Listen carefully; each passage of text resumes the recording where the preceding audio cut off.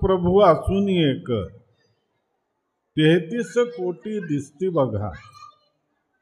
सर्वात्मक प्रभू असून एक 33 कोटी दिसती बघा.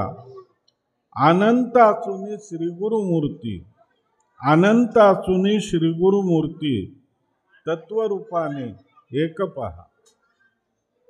की देव किती आहेत? 33 कोटी आहेत.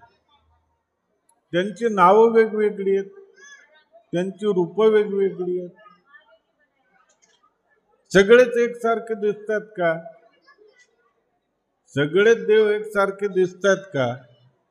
प्रभू रामचंद्र बघा, भगवान श्रीकृष्ण बघा, पांडुरंग बघा, प्रत्येक जण वेगवेगळा दिसतो. पण शेवट काय? की तो देव आहे. मग 33 कोटी जरी वेगवेगळे असतील, त्यांची नावं जरी वेगवेगळे असतील, तरी शेवट आपण त्यांना म्हणताना देवच म्हणतो.